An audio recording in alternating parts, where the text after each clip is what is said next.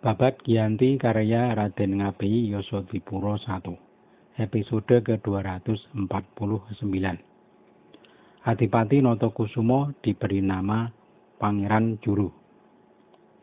Di Keraton Jogja, Sultan sudah bersiap menyambut kedatangan Adipati Notokusumo dan rombongan. Sultan lalu memanggil Raden Ayu Ngabei dan sang ibu Raden Ayu Kulon, juga Raden Ayu Puruboyo dan Raden Ayu Adipati Notokusumo untuk naik ke Sitinggil. Gending Monggang yang mengalun di Sitinggil dihentikan ketika para wanita naik. Adipati Notokusumo dan Mayor Dongkel menyertai di belakang. Kanjeng Sultan turun dan berdiri di depan singgasana.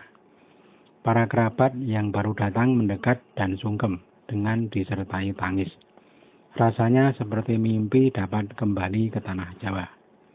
Sultan pun berdesir hatinya, sehingga ikut meneteskan air mata. Dengan masih menahan haru, Sultan memerintahkan kepada Nyai Aryo Suwondo, "Bawalah para wanita masuk ke dalam." Nyai Suwondo membawa masuk para wanita ke dalam istana. Mayor Dongkel maju bersama Ki Adipati Notokusumo. Ki Adipati merangkul Sultan dan hendak mengusap kaki. Sultan mencegahnya dan mengajak bersalaman saja.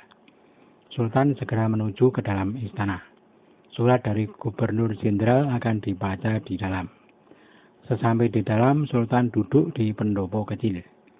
Surat Gubernur Jenderal dibaca dengan iringan tembakan meriam. Adipati Danurejo diperintahkan untuk membawa 6 putra dari Ceylon. Yang dipanggil segera datang menghadap sang raja.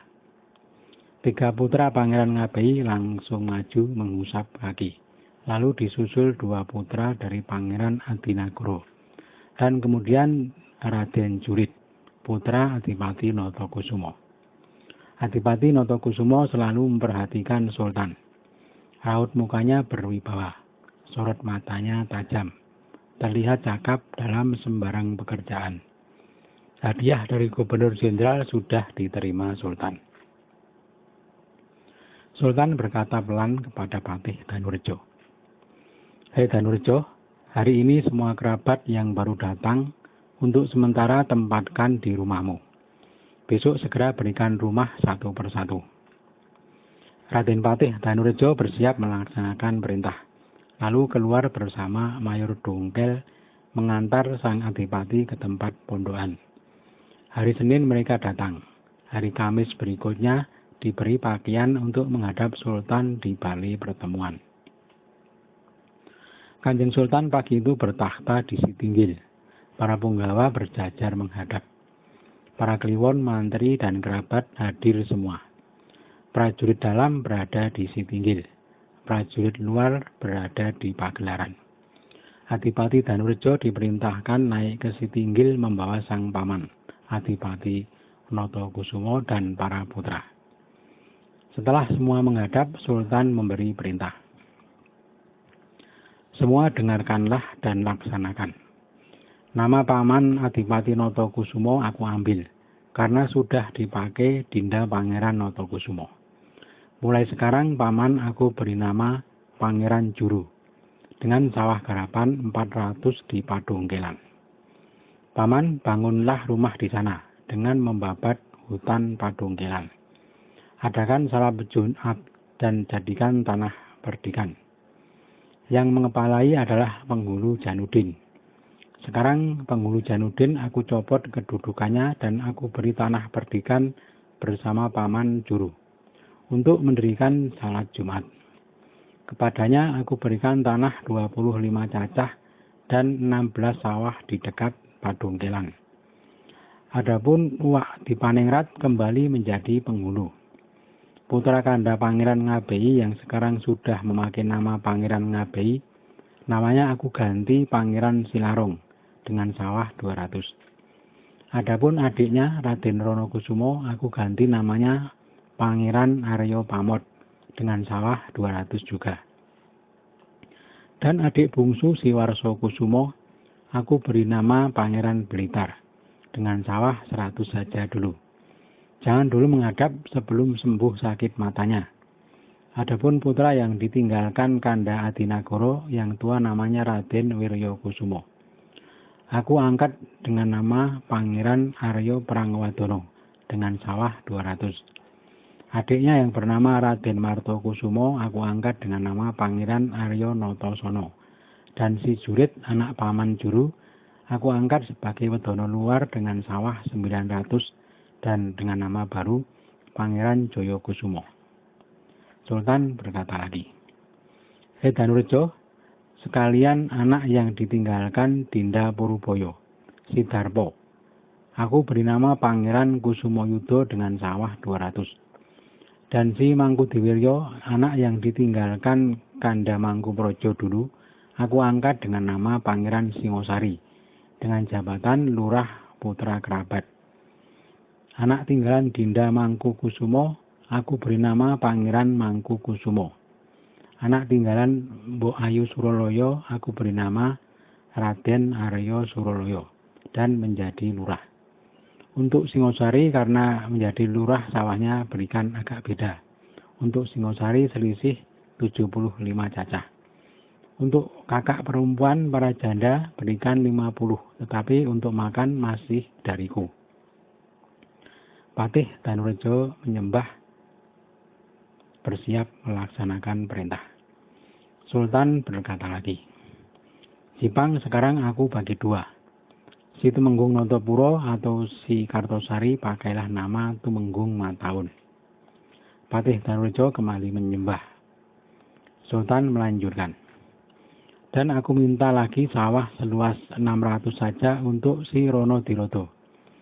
Sekarang pakailah nama Tumenggung Urawan dan menjadi bawahan Dinda Notokusumo.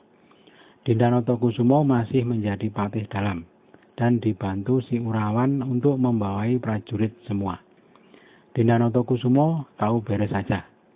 Urawan membawai 120 mantri, 116 panekat, 80 panglawe, prajurit ketanggung 400, 48 lurah, 24 panatus. Sawah mereka semua 26.000 untuk para prajurit dalam. Itu merupakan separuh dari semua pekerjaan dalam negeri." Patih Danurjo menyatakan siap melaksanakan segala perintah. Danurjo lalu memberi isyarat dengan kedipan mata agar para tumenggung mendekat. Mereka dibisiki agar memberi hadiah tanah. Tak ditentukan jumlahnya. Untuk Pangeran Juru sebagai penghormatan kepada mantan pembesar negeri yang pernah berjasa di tanah Jawa. Adipati Danurjo menyembah dan turun dari setinggil, lalu mengundangkan perintah Sultan kepada para punggawa. Disebutkan semua putra-putra dari Ceylon yang diangkat dan nama-nama baru mereka serta tanah garapannya. Juga secara khusus kepada Pangeran Juru yang harus membabat hutan Padongkelan. Semua punggawa menyatakan siap menjalankan perintah Sultan. Tak lama jamuan keluar dan para punggawa makan bersama. Setelah makan selesai, keluar jamuan minuman dan makanan kecil. Raden Ronggo Prawirodirjo mendekati Patih Danurjo dan menanggapi bisikan agar memberi tanah kepada Pangeran Juru. Raden Ronggo memberikan tanahnya 50 untuk hadiah kepada Pangeran Juru. Danurjo lalu memanggil punggawa lain. Urut mereka menyatakan hadiah mereka. Pangeran Notokusumo, Pangeran Pakuningrat, Kartonadi, Martoloyo, Jayaningrat Mataram, dan Notoyudo masing-masing memberikan 50. Ki Patih sendiri memberikan 54. Lalu ada yang memberikan 12. Ada yang memberikan 3 saja. Ada pula yang 24. Sudah merata semua lalu dijumlah ada 1011 jung pemberian untuk Pangeran Juru. Oleh Patih Danurjo, para punggawa juga diperintahkan untuk membantu Pangeran Juru membabat hutan Padongkelan sebagai tanah perdikan. Para bupati semua sanggup membantu. Demikianlah, hari-hari berikutnya para punggawa mengirim orang untuk membersihkan hutan Padongkelan. Ratusan orang bekerja membuat perumahan dan merakit hutan menjadi tanah perdikan. Kiai Dongkol Jayanuddin mendirikan pondok pesantren untuk mengajar para santri. Jalan-jalan di Perdikan Padongkelan sudah dibuat batas dan menyambung dengan jalan negara. Perdikan Padongkelan sudah menjadi desa yang asri dan pesantren Kiai Jayanuddin pun menjadi pondok pesantren yang besar. Sultan sangat bersukacita.